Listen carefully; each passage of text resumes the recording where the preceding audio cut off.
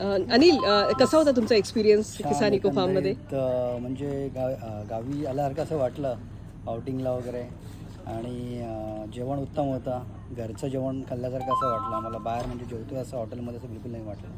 मला सगळ्यात छान काय वाटलं, मुलं ना तुमची रिव्हर आणि रिव्हरला जे त्यांनी एन्जॉय केलं मुलांनी, स्विमिंग पूलपेक्षा म्हणजे खूप जास्त एकदम एन्जॉय केलं त्यांनी असं. म्हणजे एक्झॅक्टली असं बोलतात ना की गावाला गेल्यानंतर जसं लहान मुलं जसं एन्जॉय करतात ना, सेम फील आहे. म्हणजे असं वाटतच नाही की आपण आउटिंगसाठी रिसॉर्टला वगैरे किंवा फार्म हाऊसला आलोय. सेम आपण मामाच्या गावाला जातो त्या पॅटर्न मध्ये फील आलं. त्यामुळे खूप एन्जॉय केलं मुलांनी आणि आम्ही पण. फार्म हाऊस आहे ते मस्त निसर्गाच्या कुशीत आहे, पूर्ण डोंगराच्या आड आहे, एकदम मस्त आहे, छान. थँक्यू. आम्हाला पण तुमच्यासोबत खूप मजा आली.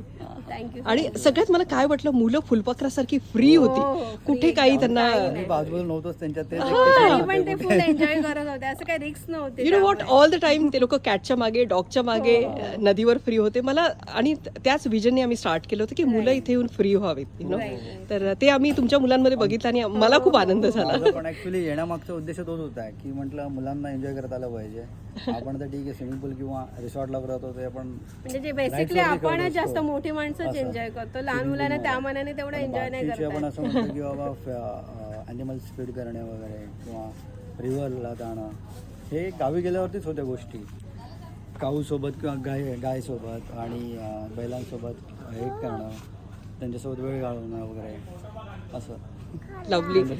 आणि आम्हाला खरंच खूप मजा आली तुमच्यासोबत ना, आणि एकदम आठवणीत राहाल तुम्ही सगळेजण. हो नक्की नक्की. परत या. आम्ही परत नवीन नक्की विजिट करू तुमच्याकडे. चालेल. Thank you so much. Thank you. Thank you.